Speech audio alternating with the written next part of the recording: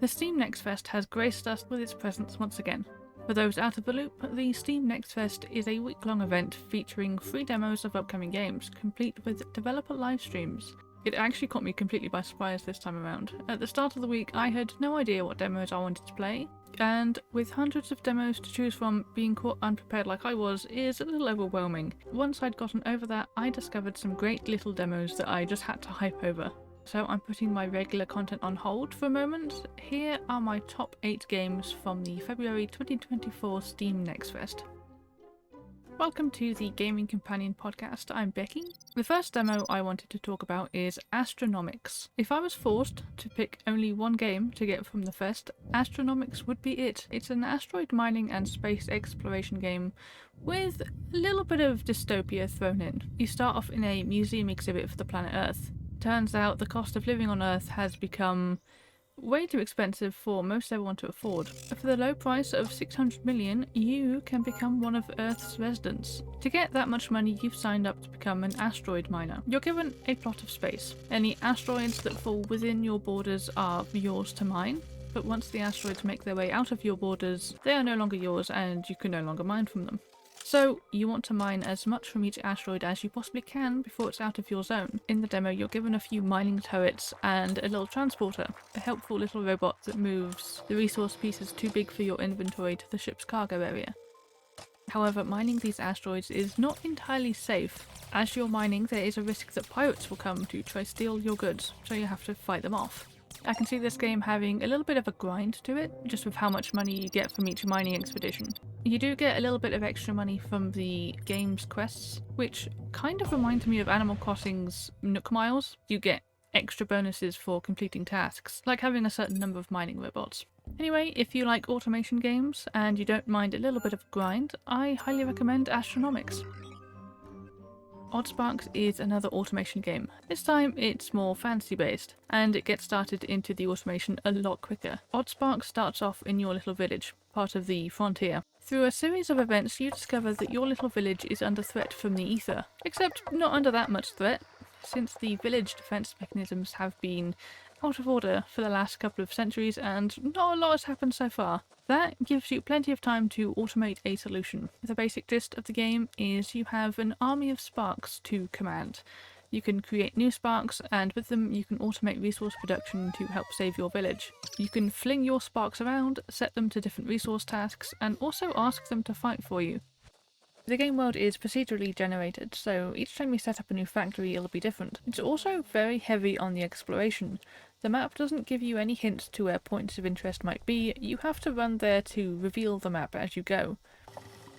I will say there is a bit of a downside to this game. The automation kicks off immediately, with large amounts of resources needed to complete each mission. These missions are in a fetch quest type format, so you'll be running back to the village frequently. However, this game is very much like a blend of Pikmin and Factorio. If you like either of those games, I think you'll enjoy Oddsparks. The third demo on my list is Rotwood, which is a fantasy hack-and-slash roguelike with some interesting combat mechanisms. Now, I am admittedly not a fan of roguelikes. I tried Cult of a Lamb and I couldn't get into it. Hades has been on my wish list since it was released and I can't convince myself to try it. Rotwood popped up on the demo list several times, and I scrolled past it several times, until the cute graphics finally drew me in and I gave it a try. That is, after all, what the Next Fest is all about. After being immersed in it for a good half hour, captivated by the thought of just one more try, I'm willing to accept that this title is an exception to my not liking roguelikes rule. It's a little bit more strategic than other titles. How you move around each arena plays a big part in how your battles will go down. For example, if you're facing a large enemy, it's likely that you're also being swarmed by little enemies.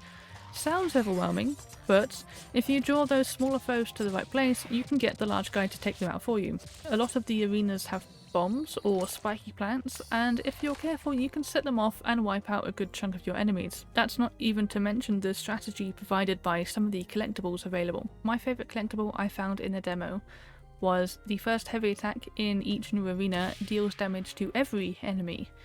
Very useful, especially if you hold off on using it for as long as possible. I'm going through a little bit of a farming sim phase at the moment, and there are plenty of demos in the fest all about farming, but a lot of them feel very samey. I have a few opinions on the current state of the farming sim genre, but that's for another time. Dreaming Isles is no exception to the samey feel of the other games. It looks very reminiscent of Stardew Valley's art style, but it does offer a lot of unique mechanics as well. The most obvious of these being that Dreaming Isles is set on the ocean. While I didn't run afoul of them in the course of the demo, the ocean is full of global traders and pirates. Both groups are at odds with each other, and you can choose to ally yourself with either one. There's a bit of an emphasis on mining in this game. The entry to the mines is right inside your house, in fact. Interestingly, it doesn't seem like you're able to sell the resources you get from the mines. The only thing you can sell, at least in the demo, are the crops you produce.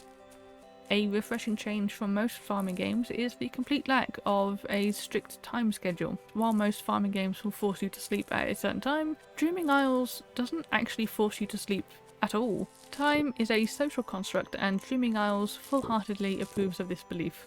The only downside to this is when you walk into your neighbour's house for a little chat and get the shocking realisation that it's 2 in the morning. If you're looking for a farming sim that has some naval mechanics with pirates, Dreaming Isles is one for you. The 5th game on my list is a bit more of a calming experience than the other ones, though that doesn't mean it's entirely without challenge. In Flock, you are a bird rider. At the request of your aunt, you fly around the surrounding lands identifying the creatures that live there. If you know their favourite tune, you can sing it to them and they'll follow you as part of your flock. At your uncle's request, you also take on the role of a shepherd and collect lost sheep, then transport them from grazing spot to grazing spot. There is a storyline behind this as well, but being a sky shepherd is really its own reward.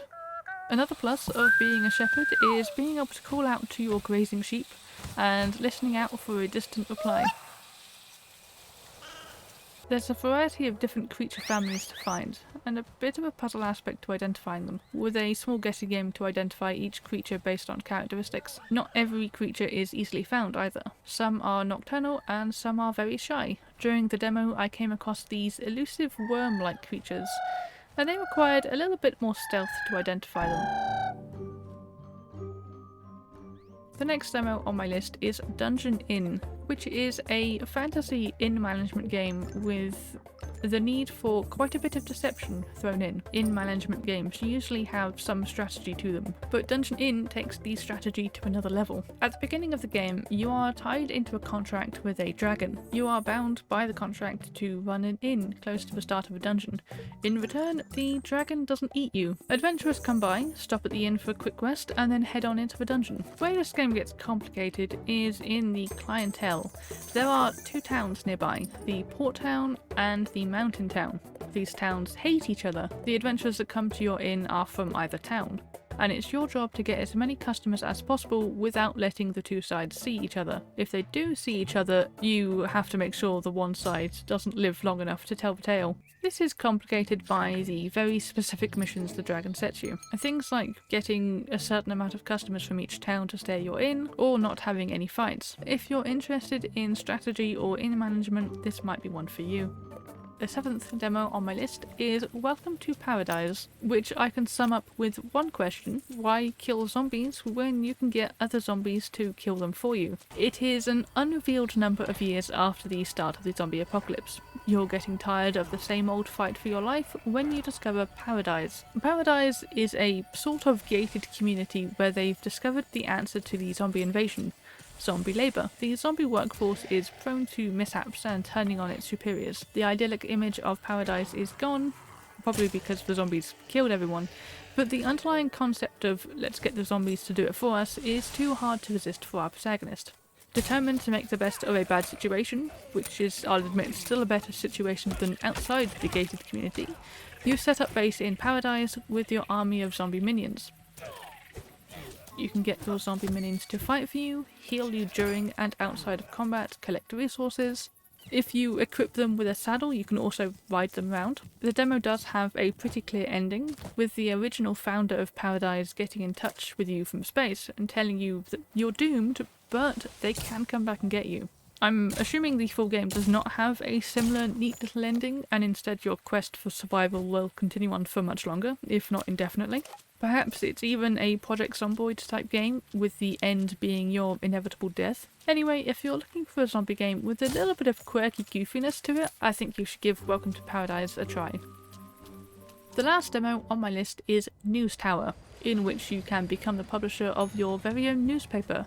In News Tower, you take over your family's dying newspaper business. With your team of telegraphers and reporters, you track down news stories, put together articles, and construct a weekly paper. To get the best sales, the paper should be filled with stories that your audience actually wants to read. This will vary district by district, so you need to keep on top of where you're selling your paper. While you could put whatever story you want anywhere in the paper, you will get better results if you pay attention to the hot topics and order your stories appropriately. On top of this, you have to manage the needs of your crew. This means making sure they have enough lighting, appropriate temperature levels, and low noise levels to work. The printing press machines put out a lot of heat and noise, so that means you unfortunately cannot pack your workers and the machinery into one room like sardines.